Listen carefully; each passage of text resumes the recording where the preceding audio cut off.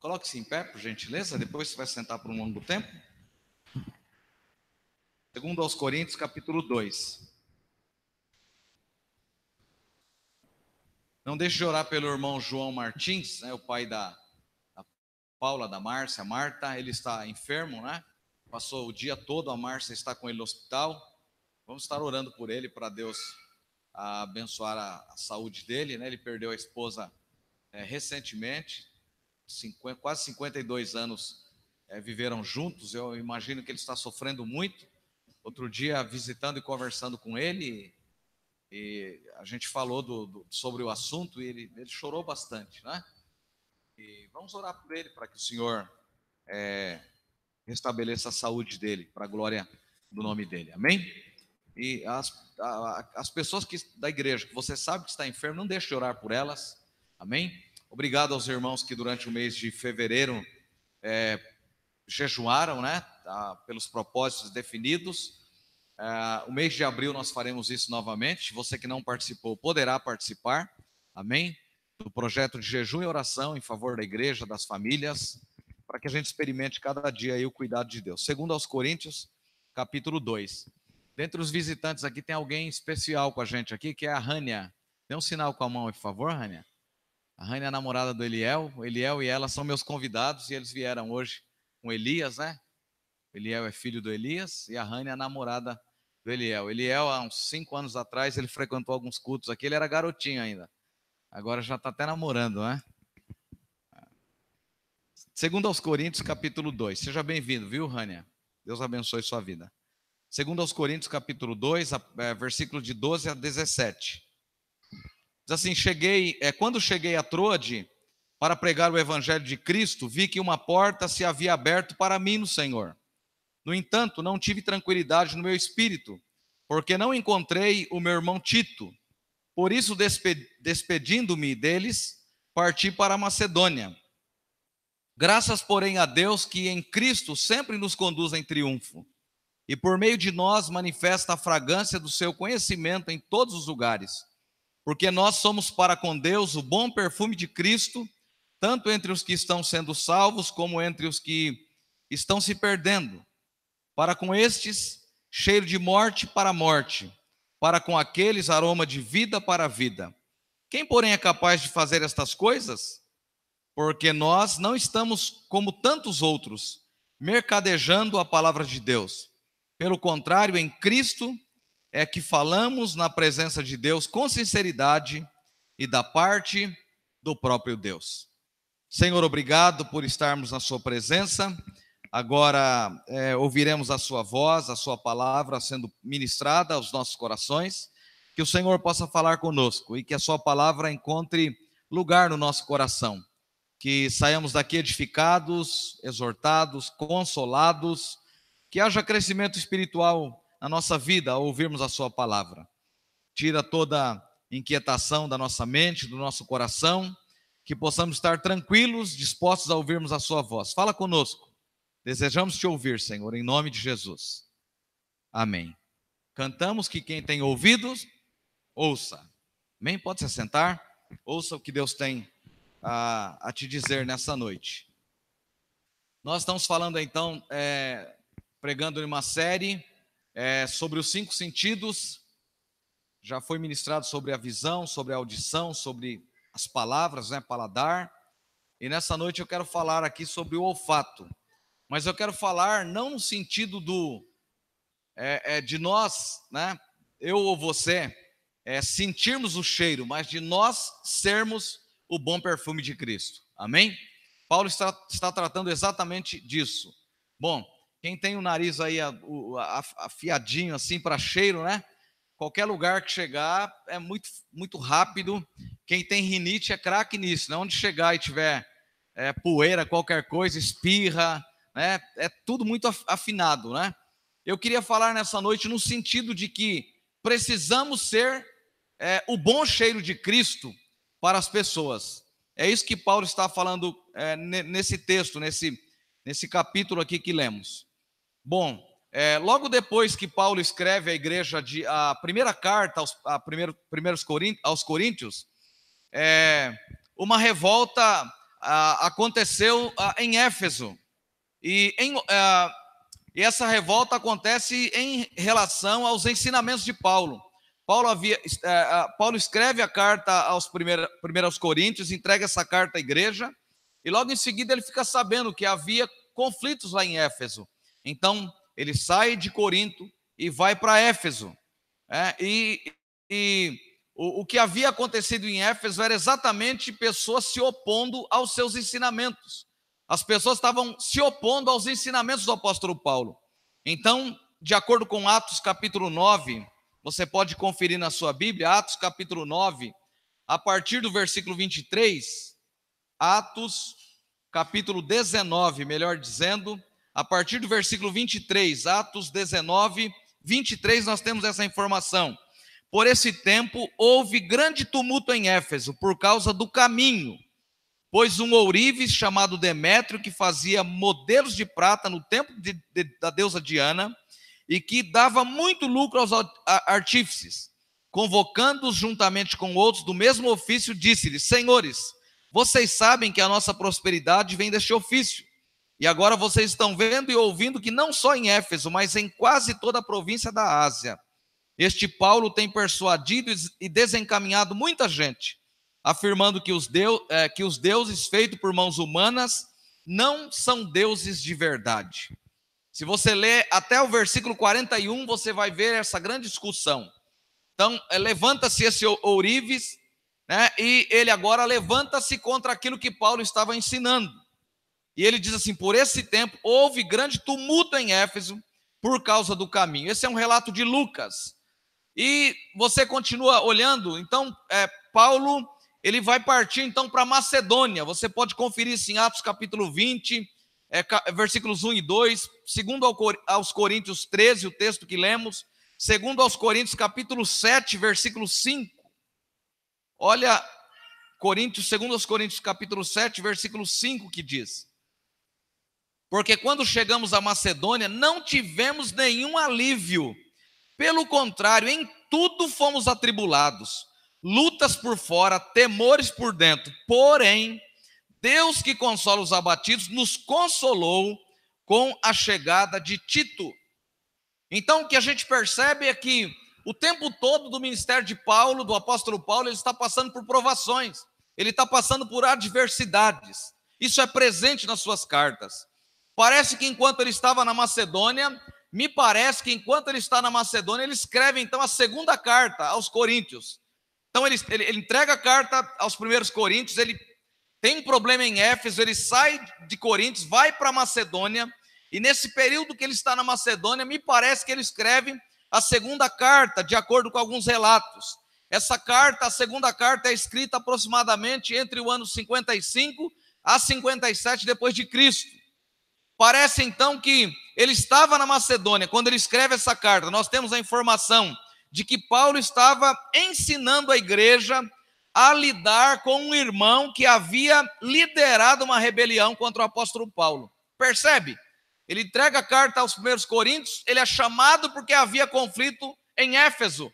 Ele desce para Éfeso, ele vai para Macedônia, e quando ele chega lá, ele escreve a segunda carta porque ele já tem informação de que lá naquela igreja também havia tido problema, e o problema era um só: havia entrado falsos mestres, e eles estavam deturpando aquilo que Paulo havia ensinado. Paulo traz um ensinamento profundo, e esses falsos mestres começam a dizer para o povo: está tudo errado, você tem que fazer isso, isso, isso. E Paulo então agora escreve essa carta, a segunda carta, advertindo essa igreja. E olha que coisa interessante, nós temos algumas informações no capítulo 2. Olha, observe a partir dos primeiros versículos. Versículo número 3, diz assim: escrevi isso, capítulo 2, versículo 3. E escrevi isso para que quando eu for, não seja entristecido por aqueles que deveriam me alegrar, confiando em todos vocês de que a minha alegria é também a alegria de vocês. Porque lhes escrevi no meio de muitos sofrimentos e angústias de coração, com muitas lágrimas, não para que vocês ficassem tristes, mas para que soubessem do amor que tenho por vocês. Então, há um conflito na igreja de Corinto. Ele escreve agora advertindo, uma pessoa da igreja, ele se levanta movido pelos falsos mestres, e ele agora se opõe contra os ensinamentos do apóstolo Paulo. E aí a igreja se manifesta, a igreja entendeu que esse irmão estava em pecado. O que eles fazem? Alguns desses irmãos disciplinam essa pessoa. Olha a partir do versículo 5. Ora, se alguém causou tristeza, não o fez a mim, mas para que eu não seja demasiadamente áspero, digo que em parte causou tristeza a todos vocês. Basta-lhe a punição imposta pela maioria. De modo que agora, pelo contrário, vocês devem perdoar e consolar, para que esse indivíduo não seja consumido por excessiva tristeza. Essa igreja, então, os irmãos se levantam e dizem: peraí, mas você está se levantando contra o ensinamento que nós estamos recebendo. Então esse irmão é disciplinado. E agora, olha Paulo, interessante, a visão apostólica, a visão pastoral de Paulo. Ele entende que esse irmão havia sido disciplinado, ele havia sido corrigido. E Paulo agora adverte ele dizendo assim: basta-lhes a punição que a maioria de vocês impuseram. Agora faça contrário a isso, vocês devem perdoar, vocês devem consolar, para que esse indivíduo não seja consumido por excessiva tristeza. E aqui tem algo muito interessante, precisa ter disciplina na igreja. A disciplina é para sarar, a disciplina é para curar. Aonde não se coloca limites, a gente faz o que deve e o que não deve. Então, a disciplina aqui tem um objetivo. A disciplina aqui ela tem propósito de cura. A disciplina tem propósito de que a pessoa se arrependa do pecado que está cometendo. E olha o que diz o versículo de número 7. De modo que agora, pelo contrário, vocês devem perdoar. Melhor dizendo, versículo 8. Por isso peço que vocês confirmem o amor de vocês para com ele. E por isso também que eu lhes escrevi para ter prova de que em tudo vocês são obedientes. Pastor, onde o senhor quer chegar? Se o propósito da carta é falar sobre o aspecto de sermos o bom cheiro, o bom perfume de Cristo. Bom, por que há essa controvérsia? Por que Paulo tem que nessa carta, nesse capítulo, fazer, quase que na carta toda, ele tem que fazer a sua defesa apostólica? Não foi Deus que o chamou?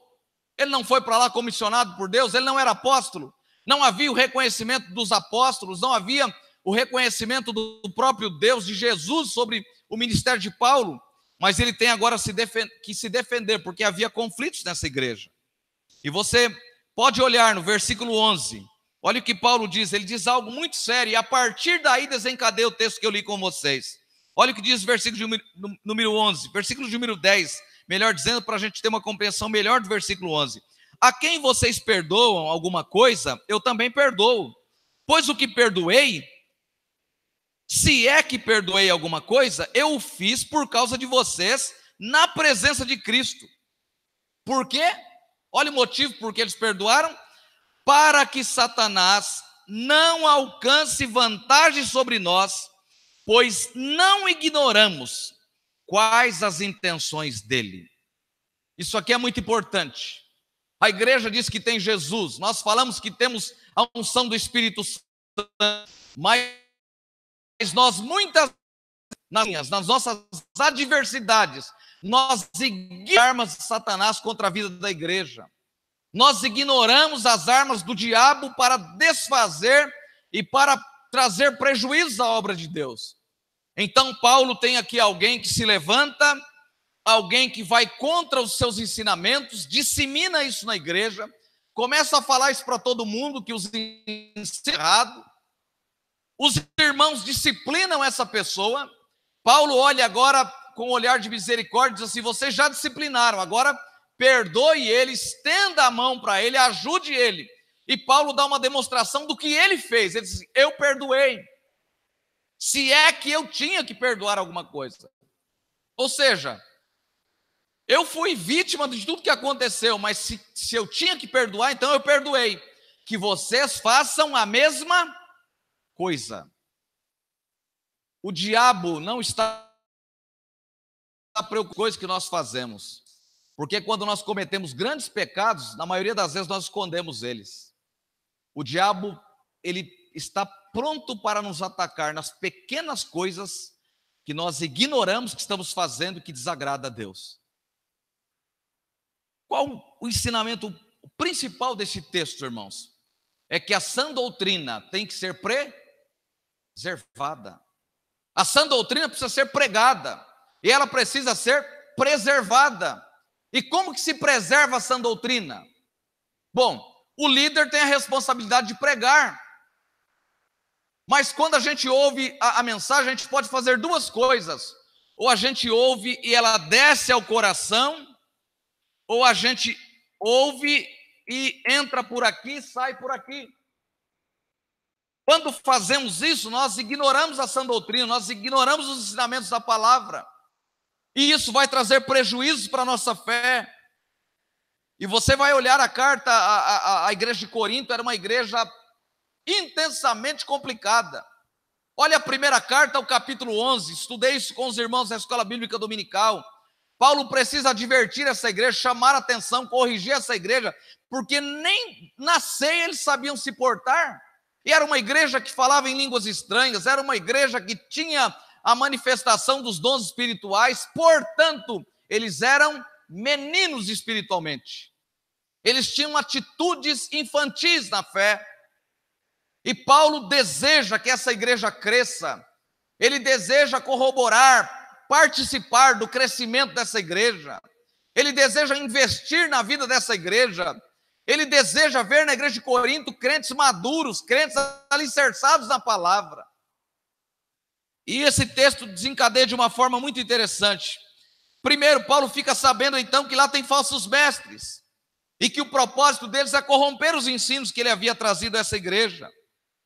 Pregadores na região de Jerusalém entram em Corinto e eles começam a ensinar aos cristãos. Eles começam a adotar práticas judaicas.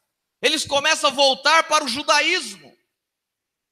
Eles começam a voltar para o berço infantil. A igreja começa a fazer isso. E nos nossos dias não é diferente. Então tem a vigília do pano de saco. Então vão lá e todo mundo entra para a vigília, apaga-se as luzes, dá um saco de estopa para cada um. E daí, a um determinado momento, apaga-se as luzes, todo mundo entra dentro desse pano de saco. E eles pegam um texto bíblico lá dizendo que é para se vestir de saco e cinza, que isso é para se humilhar, então por isso que eles vão fazer isso. E um dado momento lá, com as luzes apagadas, todo ar cheio do Espírito, dentro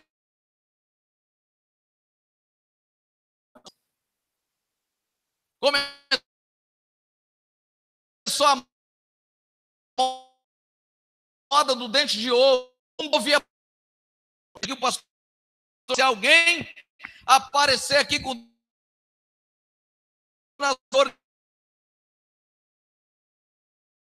o dente de ouro, veio a moda de rodó, paletó e caiu do santo.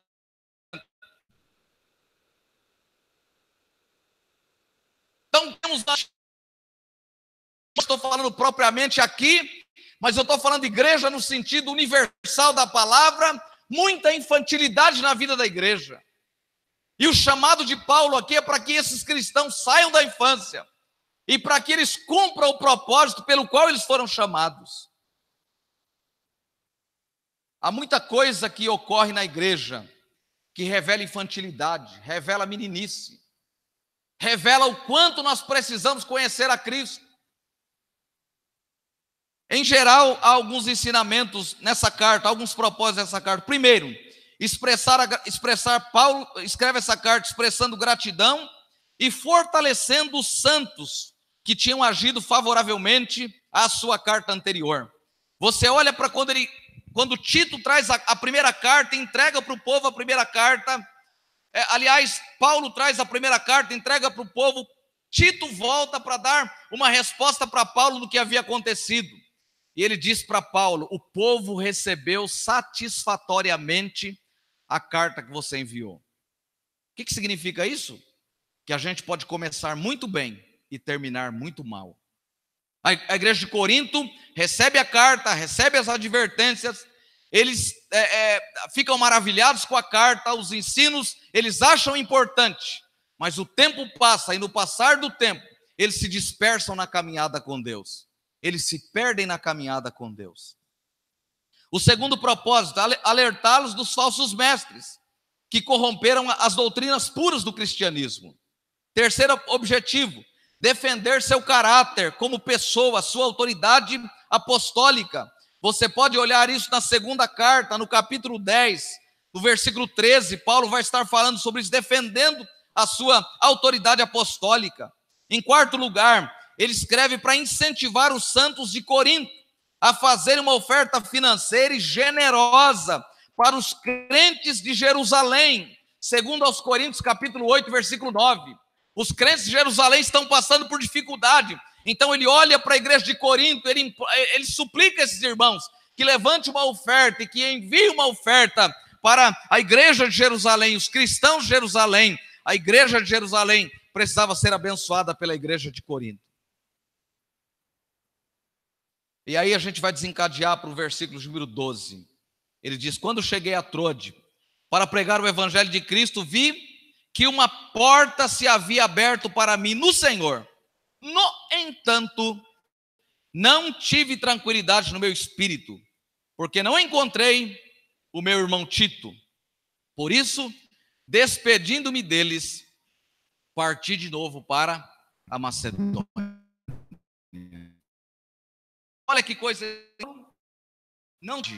Enquanto ele vai entregar a primeira carta, ele ouve então que há problemas em Éfeso, ele vai para a Macedônia, e ele diz que não teve tranquilidade, porque ao chegar encontrou Tito, que era alguém importante, era um jovem pastor, que era muito importante para o seu ministério, bem como Timóteo torna-se um pastor, um jovem importante para o seu ministério. Há alguns ensinamentos nesse texto. Primeiro, nós não devemos andar sozinhos. Nós precisamos caminhar com alguém que seja mais maduro do que nós. Nós precisamos andar com alguém que fale menos do que nós. Nós precisamos andar com alguém que consagre a sua vida, aliás, alguém que fale menos do que nós, alguém que seja mais maduro do que nós, alguém que consagre a sua vida mais do que nós. Nós precisamos ter alguém como suporte da nossa vida, da nossa caminhada com Deus. Diga para quem está ao seu lado: você precisa ter alguém ao seu lado na sua caminhada com Deus.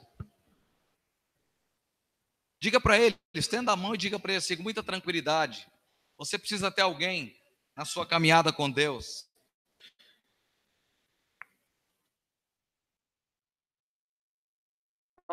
Nós não precisamos ficar confessando para ninguém, irmão. Pecado sim, a gente precisa trazer e confessar. Tem liderança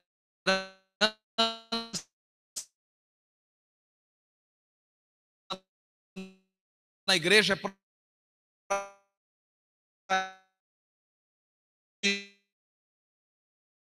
isso, mas no sentido de só não precisamos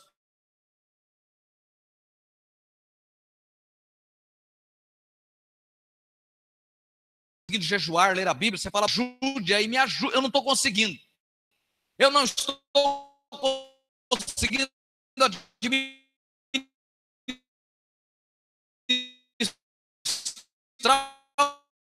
o meu tempo, eu não estou cuidando do que eu preciso cuidar para o meu crescimento espiritual. A gente sempre busca alguém mais maduro do que a gente para caminhar. E aqui para com salvos como para os que estão se perdendo, para com esse cheiro de morte para a morte, para com aqueles aroma de vida para a vida. Quem, porém, é capaz de fazer estas coisas? Porque nós não estamos como tantos outros mercadejando a palavra de Deus. Pelo contrário, em Cristo é que falamos na presença de Deus com sinceridade e da parte do próprio Deus. Nós pregamos, disse Paulo, da parte do próprio Deus. Nós anunciamos o evangelho da parte do próprio Deus, da parte do próprio Cristo. Então ele diz: graças, porém, a Deus, que em Cristo sempre nos conduz em triunfo. Eu observei uma coisa interessante nesse no versículo 14. Embora Paulo esteja usando o plural aqui, dizendo nós, mas ele está falando de si mesmo. Ele está falando dele mesmo, mas ele usa a expressão graças, porém, a Deus que em Cristo sempre nos conduz. Ele está falando dele mesmo. Ele está falando que é Deus quem o conduz em triunfo. Mas ele é extremamente gentil aqui, ele usa o plural, dizendo nós. Porque você vai olhar o contexto desse capítulo, o que está acontecendo?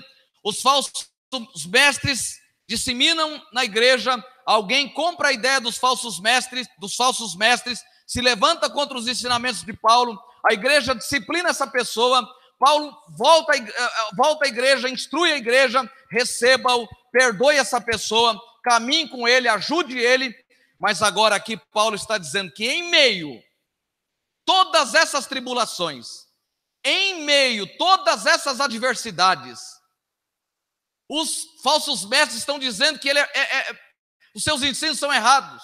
Os falsos mestres estão dizendo que o objetivo de Paulo é ganhar dinheiro em cima desse povo. Ele seja acusado de tudo isso. Ele diz assim, graças, porém, Cristo nos conduz em triunfo.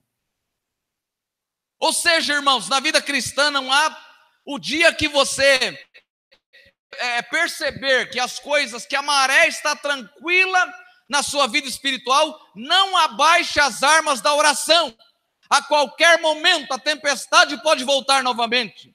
Deus não nos chama para dar um mar de rosas. Deus não nos chama tranquila, sem problemas, sem adversidade. Na vida cristã nós temos adversidade. Porém, Paulo está dizendo, diante de tudo isso, ele diz no versículo 12, quando eu cheguei em Trode para pregar o evangelho de Cristo, vi uma porta que se havia aberto para mim no Senhor. No entanto, não tive espírito.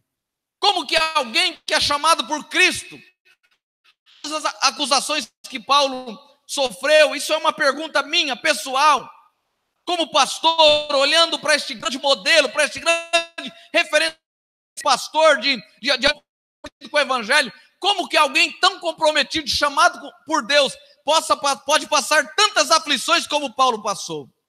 E aí ele vai dizer para a gente, na continuidade do versículo 14, por meio de nós, ele manifesta a fragrância do seu conhecimento em todos os lugares. É por meio de você, é por meio da sua vida, é por meio do alicerce da sua fé, da sua caminhada com Deus, que esse perfume é exalado, e é o perfume do conhecimento de Deus. As pessoas precisam olhar para nós e identificar que nós de fato conhecemos a Deus. Há muito religioso, deve olhar para a gente apenas como religioso, mas as pessoas devem olhar para a gente como alguém que detém o conhecimento de Deus. E sabe quando é que as pessoas veem que eu conheço a Deus? É quando eles me veem lidar com as adversidades da vida. Não é quando está tudo bem, tudo maravilhosamente bem na minha vida, mas é como eu lido com as adversidades, é como eu lido com os problemas, é como eu lido com o desemprego, é como eu lido com a doença quando ela bate na porta da minha casa, é como eu me distraio com essas questões, precisamos exalar. Então aqui não é o sentido do olfato, de eu sentir o perfume, mas é eu ser o bom perfume de Cristo. E a pergunta lógica desse texto é, você tem sido, eu tenho sido o bom perfume para as pessoas? Como as pessoas veem o evangelho a partir da minha vida? Como as pessoas podem ter a sua experiência com Cristo a partir da minha vida? Às vezes, irmãos, nós estamos muito ocupados para as coisas de Deus, para o reino de Deus, para servir a Cristo. Nós estamos muito envolvidos com as nossas coisas, com o nosso dia a dia. Mas há um chamado específico de Deus para a nossa vida. Essa segunda carta, capítulo 2 aqui, Paulo está abrindo o coração. Ele introduz o capítulo, lá no versículo 1, dizendo assim, porque decidi por mim mesmo o seguinte, não voltar e me encontrar com vocês em tristeza. Paulo funda essa igreja, ele começa essa igreja. Eu li alguns comentaristas que dizem que ele deve ter passado aproximadamente 1 ano e meio com esse povo, ensinando dia e noite a palavra, estruturando essa igreja, discipulando este povo, ensinando todos os princípios. Ele sai dessa igreja, ele desce para a Macedônia, já começam os conflitos nessa igreja. Esses cristãos que diziam ser cheios do Espírito Santo, mostram a imaturidade que eles têm. E Paulo então reforça aqui dizendo que eles precisam exalar esse cheiro. Ele está sendo acusado pelos falsos mestres de fracasso. Eles não reconhecem o apostolado do apóstolo Paulo, mas ele diz: o Senhor me conduz em triunfo constante. Constantemente o Senhor me conduz em triunfo. É possível você estar passando por adversidade, no entanto dizer: Deus está me conduzindo em triunfo. Deus está me conduzindo em vitória. Aleluia! Deus está proporcionando o meu crescimento. Ele escreve à igreja de Filipos e diz em Filipenses capítulo 1: aquele que começou a boa obra em vós, ele há de completá-la até o dia de Cristo. Ele olha para essa igreja e diz assim: eu oro para que o amor de vocês aumente mais em plena percepção. É um amor que percebe os detalhes das coisas que estão ao meu lado.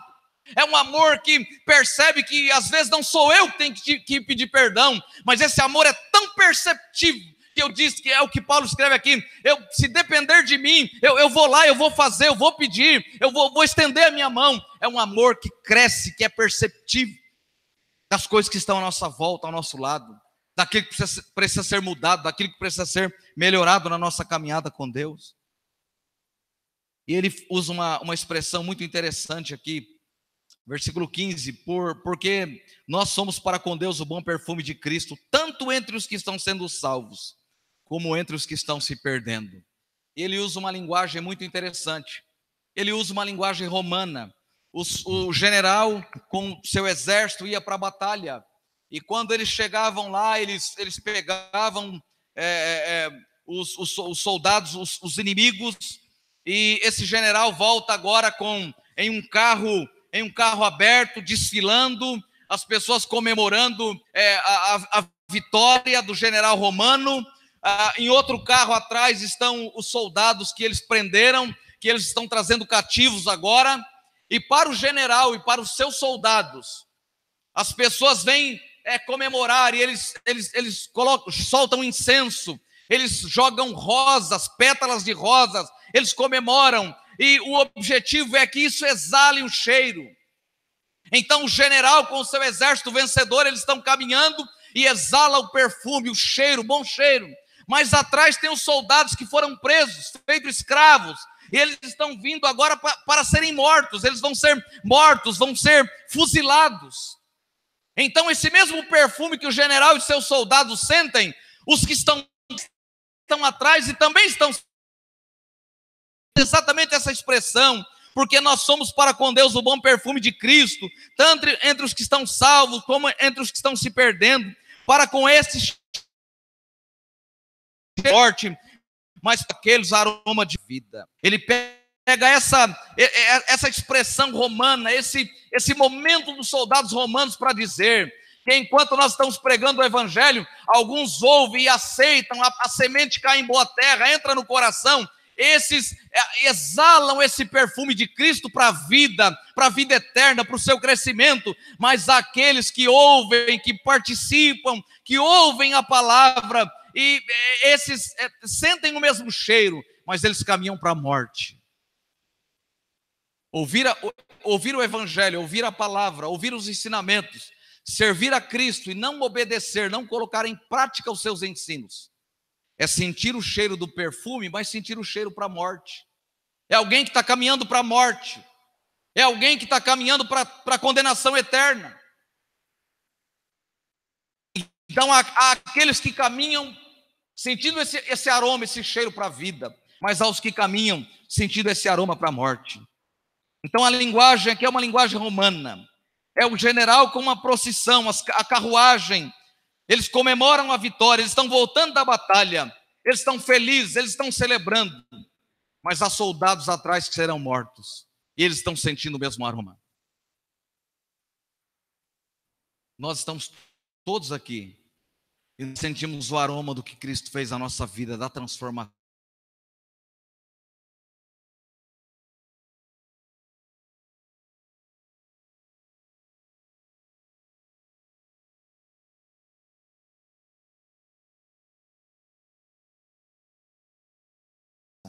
E alcança para que nós exalemos esse bom perfume, para que a gente seja esse bom perfume. Eu quero perguntar para você, responda a você mesmo, você tem exalado esse bom perfume de Cristo? São salvos, o evangelho é o aroma para a vida, mas para os que se perdem, ele é o aroma para a morte. O evangelho é o aroma para você, para a vida. Por meio de nós, ele manifesta o seu conhecimento em todos os lugares. A fragrância aqui é cheiro. A minha vida tem que exalar o bom cheiro. De maus exemplos, de mau testemunho, a nossa sociedade está cheia. Eu preciso ser um referencial para as pessoas. E quando eu estou dizendo isso, eu não estou dizendo que a gente tem que ser santo, ser colocado no pedestal. Nós vamos continuar pecando. Isso está, o pecado está no nosso DNA, no DNA do homem. Nós somos regenerados, mas nós todos os dias, se não for a graça, nós recorremos ao pecado novamente. Então nós precisamos da misericórdia de Deus todos os dias da nossa vida. Mas nós precisamos exalar essa fragrância, o bom cheiro de Cristo na nossa vida. Amém? Eu não posso dizer nada disso ao seu respeito. Você mesmo pode dizer a respeito de você, como você tem sido. Essa semana eu e a Sônia tivemos uma experiência bastante interessante. A Sônia precisou passar no médico e nós fomos ao médico e chegamos lá. A Sônia estava bastante preocupada por causa do resultado do exame que havíamos feito, e ela tinha tido o resultado e parecia algumas complicações. E o médico que nos atende começa a conversar com a gente, ele começa a conversar com a Sônia, ele pergunta assim para a Sônia: qual é a sua fé? A Sônia disse assim: eu sou evangélica, eu sou cristã e tal. Ele falou: eu também sou e tal. E começou aquele papo, eu fiquei até preocupado, porque nós ficamos acho que uns 30, 40 minutos na sala. E ele começou a falar para a gente. Daí ele falou: falta 2 anos para eu me aposentar. 2 anos para eu me aposentar, a minha esposa já se aposentou, falta 2 anos, eu não vejo a hora de me aposentar. Eu amo Moçambique. Eu faço missões em Moçambique, eu vou para lá, eu faço missões entre os ribeirinhos. Aí eu falei para ele: eu também já fui a Moçambique. Aí ele gostou do assunto e ficamos. Ele começa a conversar e falar dos projetos missionários. Ele divide as férias dele e ele doa para ir para o Amazonas. Ele corre o rio Amazonas em barco, 24 horas, 48 horas de viagem. Ele diz: o que eu mais gosto é atender aquelas pessoas e falar de Cristo para aquelas pessoas. E a gente começou a conversar e tal. Daí ele falou: eu sou da Igreja Batista Memorial de Alphaville. Eu falei: legal, está tendo um evento lá, o senhor vai participar? Aí eu disse: não vou participar, não me inscrevi. Ele falou: então o senhor vai à noite lá, que o senhor vai entrar comigo, né? Altão ele assim, carioca. Aí quando eu chego lá à noite em Alphaville, eu olho, aí ele pediu que eu mandasse uma mensagem para ele. Quando eu mando a mensagem, ele falou assim: eu estou saindo do consultório, em 20 minutos eu estou lá na igreja, você chega, vai no portão principal que eu vou te receber. Aí chega Júnior, Jabes e eu. Quando eu olho ele vindo da nossa direção, né, já com uma outra farda, um avental preto, todo vestido, né, trabalhando, servindo todo mundo com o maior prazer. Tinha 3.000 pessoas inscritas naquele evento. E ele lá, o dia inteiro, 12 horas de trabalho, sai e vai trabalhar, servir os irmãos. Aí fizemos a inscrição e tal, entramos, participamos da palestra. No intervalo, saímos para ir comer um lanche lá. Quando a gente chega lá, quem está na cantina servindo o pessoal? Doutor Moacir está lá servindo todo mundo lá na cantina, com aquele sorriso, com aquela alegria. Irmãos, que coisa interessante. Eu estou falando, eu e a Sônia, que somos cristãos, chegamos lá. Agora você imagina um médico desse cristão, que conhece Deus, que exala o bom perfume. Chega alguém lá desesperado, aflito, com um diagnóstico, com qualquer situação. E esse médico diz assim: calma, fica tranquilo, né? Nós precisamos ser o bom perfume de Cristo. que você faz com a sua profissão? O que eu faço com a minha profissão? Se eu estiver atuando na área da educação, eu posso ser instrumento de Deus na educação? Eu posso ser instrumento de Deus? Aonde eu estou trabalhando, nós precisamos exalar o bom perfume de Cristo. Nós cristãos, às vezes, parece que a gente vai para o trabalho, muitas vezes, eu não estou dizendo que isso é uma regra, né? Mas muitos cristãos vão para o trabalho, aí eles tiram o uniforme da fé, e lá dentro ninguém sabe que ele é cristão. Ele nunca exalou o bom perfume, o cheiro de Cristo. As pessoas não têm conhecimento de que ele conhece a Cristo. As pessoas não têm conhecimento de que a vida dele foi transformada por Jesus. Então Paulo está dizendo que nós precisamos. Ele diz, ele me conduz em triunfo e por meio de nós ele manifesta a fragrância do seu conhecimento em todos os lugares. Diga para quem está ao seu lado, a fragrância deve ser manifestada em todos os lugares.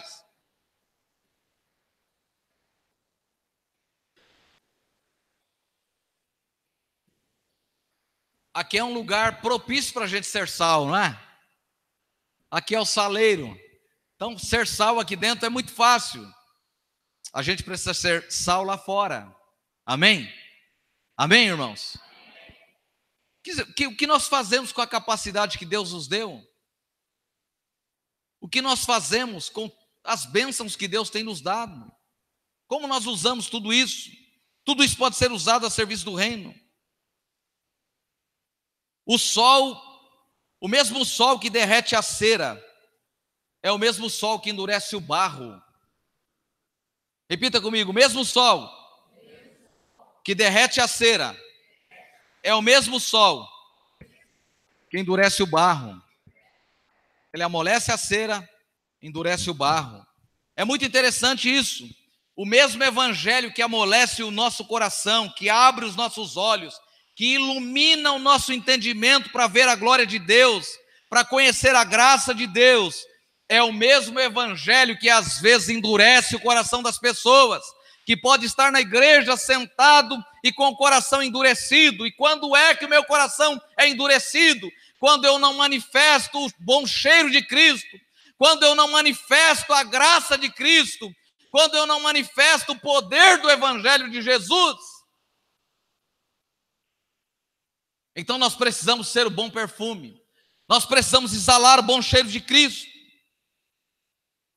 Então a mesma cera, o mesmo sol que derrete a cera é o mesmo sol que endurece o barro, o mesmo evangelho que amolece o coração, que abre os nossos olhos, que ilumina o nosso entendimento, pode ser o mesmo evangelho que ao ouvi-lo, eu endureço o meu coração, eu digo isso não é para mim, isso é para o Ramsés Júnior, isso é para o Eliandro, isso aqui é para o Vanildo, isso aqui é para a Priscila, isso não é para mim, isso é indireta para mim, Deus está falando comigo, o meu coração está sendo endurecido com o mesmo evangelho que é pregado, e que corações são quebrantados e se desmancham e se derretem na presença de Deus. Qual a finalidade do evangelho na nossa vida? Qual a finalidade do evangelho no nosso coração? Eu ouvi uma frase dita pelo Augusto Nicodemos, em regra geral, nós passamos sempre o resultado dos nossos trabalhos. Ele diz assim, nós aguardamos, a gente é pastor, a gente quer ver o crescimento da igreja, tem muita coisa que a gente quer ver na igreja, mas ele diz assim, não se inquiete com isso. Deus não qualifica você pelo número de pessoas que você alcança. Deus te qualifica pela sua seriedade, pelo seu compromisso de pregar o evangelho. A nossa qualificação não é o tanto que enchemos a igreja, mas nós somos qualificados por Deus pela nossa seriedade, pelo nosso triunfo na pregação do evangelho. Nós somos qualificados então, aleluia, pela nossa fidelidade na pregação do evangelho. Então você deve exalar isso para as pessoas. Você deve exalar o bom perfume de Cristo para as pessoas. Em qual processo está o seu coração? Em que processo? Sentindo o cheiro para a vida ou sentindo o cheiro para a morte? Eu quero reafirmar, o inferno é uma realidade. O inferno não é uma ficção. Deus não fez o inferno para o homem ser lançado lá. O inferno foi criado para os corações endurecidos que irão para lá. Pessoas que não renderam-se diante de Cristo. E rendição, perdoe-me por essa expressão, se você se sentir agredido por ela. Não é o teatro que às vezes nós fazemos, mas é o quanto o nosso coração está quebrantado. Eu posso ser um artista que chorar e vocês compungirem o coração por causa do meu choro, mas esse choro pode ser só um choro, pode ser algo apenas dos meus olhos, do meu rosto, pode ser resultado da mágoa do meu coração, pode ser resultado da tristeza, da aflição, da angústia do meu coração.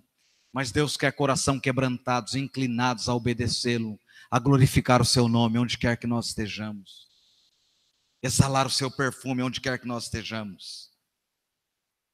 Paulo, diante de tudo isso, ele tem consciência de ser conduzido em triunfo, de ser o bom perfume. Ele disse: sou conduzido em triunfo, ou seja, eu sou sempre vitorioso. E ele só manifesta a fragrância do conhecimento de Deus. Olha o que diz o versículo, concluindo aqui o versículo 17. Ele diz assim: porque nós não estamos como tantos outros, mercadejando a palavra de Deus. Pelo contrário, em Cristo é que falamos na presença de Deus, com sinceridade e da parte do próprio Deus. Ou seja, nós na verdade só somos esse perfume, só exalamos o bom cheiro de Cristo. Primeiro, quando nós não mercadejamos a palavra. Nós não podemos fazer do evangelho isca para as pessoas. O evangelho deve ser pregado para arrependimento de pecado. Pastor Ramsés Júnior ministrou isso aqui na terça-feira. João Batista pregou: arrependei-vos. Jesus pregou: arrependei-vos, porque é chegado o reino dos céus. Os apóstolos pregaram: arrependam-se, porque é o reino dos céus está chegando.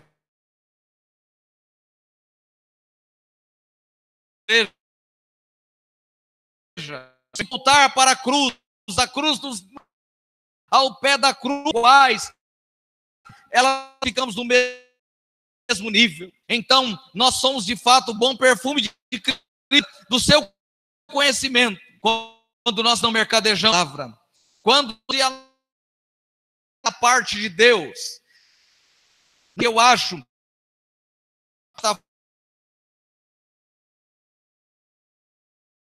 eu falo com sinceridade, e a palavra, eu vi a palavra grega lá, fazendo, é mesmo sinceridade, eu sou o que sou, não preciso usar máscara, e essa máscara foi feita para